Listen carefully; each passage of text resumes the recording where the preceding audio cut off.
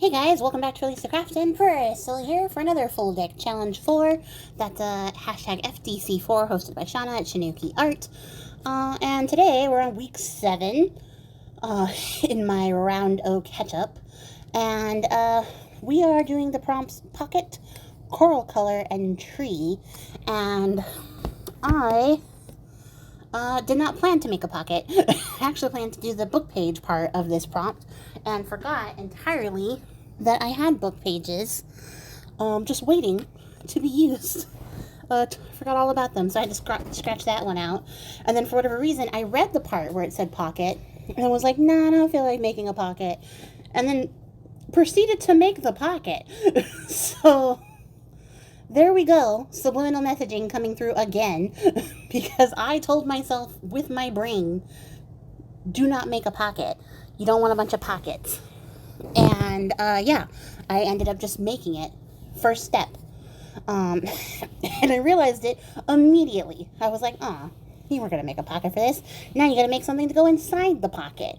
So this ended up becoming much more convoluted than I had originally intended.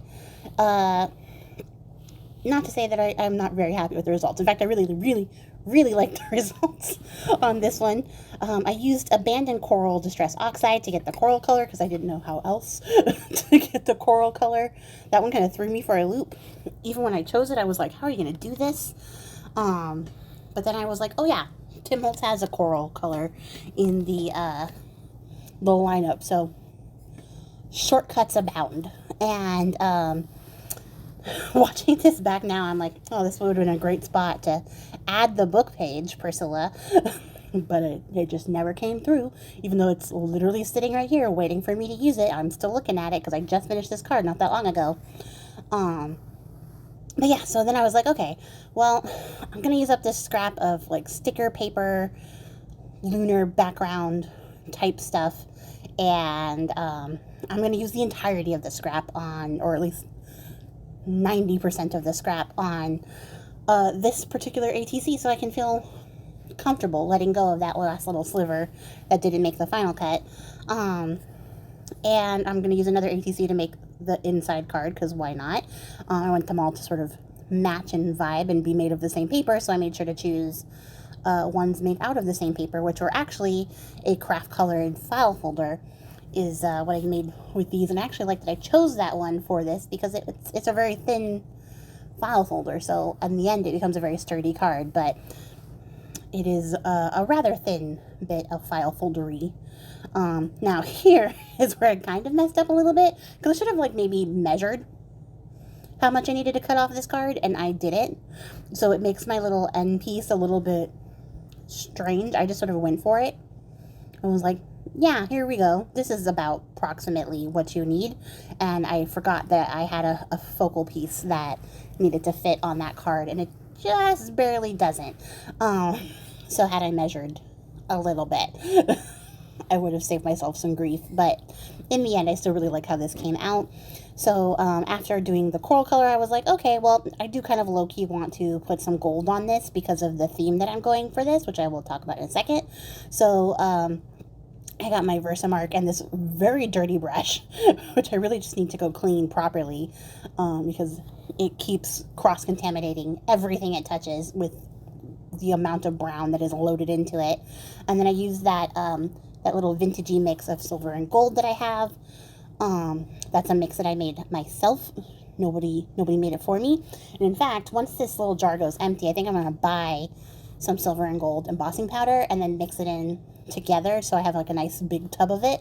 But also add in like a little bit of black, like a little sprinkle of black to the mix to make it a little more vintagey, rusticy looking, because I really like how this particular blend of embossing powder looks.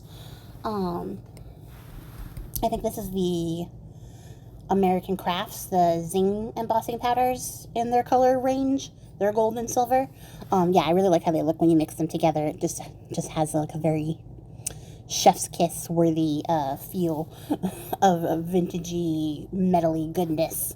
So yeah, so I did that to both the main card and the little insert card as well, because I want them to vibe and be all meshed together for the theme that I have here, which is Florence and the Machine. Of course it is, because I love her, and I've just been like on a bender lately, especially since I went to the concert. I went to see her concert at the beginning of May, and I have been riding that high ever since. And usually when I go to a concert, I have like 1 or 2 weeks of like concert high, and then I sort of mellow back out, but I have not mellowed out. In fact, I've ramped up like my feelings for Florence ever since seeing her in concert. And so I was like, well, I want to sort of commemorate this moment and this vibe that I have right now on a card. So that's what I did. So I added in the tree. So we have a moon, we have gold, we have coral color, we have some tree branches, and then off camera, because I didn't want to spend all my time fussing with the little stamp, I have that little whatchamacallit, I think it's a We Are Memory Keep, no, it's a Pebbles stamp that lets you choose the letters and stamp out your own sentiments, and it's a little fussy, but it works. So I just stamped out the lyrics to her song from the King song, I Am King. I stamped that out to go with the little sticker that I got from the Grabby book, which I'm not going to use as a sticker. I'm going to use as a die cut, because I fussy cut it out and didn't want to pull the backing off of it. Only because I didn't measure. So a little bit of it hangs off the side, and yeah, I needed the paper backing for the structure still. But it says that I am no mother, I am no bride, I am king. So that's what I did there. And I was going to use the little tiny stamped out king, but then I was like, that's not nearly as effective as a card goes. So yeah, I yeet that right out into existence and go and get my bigger letter stamps to stamp it out in large words and large text to make it a little bit more visually interesting. Because I think as we're looking at it right now from a distance, it's not that punchy. But once you make the big letters, very punchy. So yeah, so the front is like the lyrics from the song, and then the inside, the little insert, just has like the image that sort of conveys the message here, because I thought it was very Florence coded. It's also very like Joan of Arc coded. So yeah, I really liked it, and I like capturing this little moment in like my obsessive tendencies, music history, as an ATC card. So I guess the question here now would be, if you were going to make an ATC card based on a song, what song would you choose? Put it in the box below, and if you're cool and crafty like that and are like open to posting, post it and then tag me, because I want to see it. I want to see if you make a card based on a song lyric. I would love to see it, actually. In fact, a little while ago, I remember April did like a music challenge. It was years and years and years ago. That I might have to bug her about and see if we can resurrect that at some point, because I think it'd be fun to do like another music theme challenge. Especially after making this card, I was like, well, this is this is like one of the coolest things I've made. And I really, really, really like it.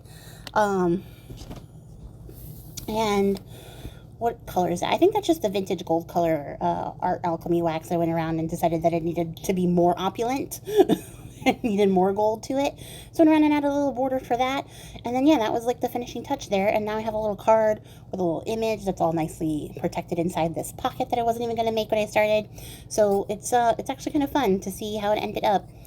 And I really like how it came out. It is very shiny and like very girly pop. And I really enjoy it. Girly pop with a sword, which is how things should be. So yeah, that's gonna be it for me, guys. I appreciate your faces. I will catch you all on the next one. Until then, happy crafting and goodbye.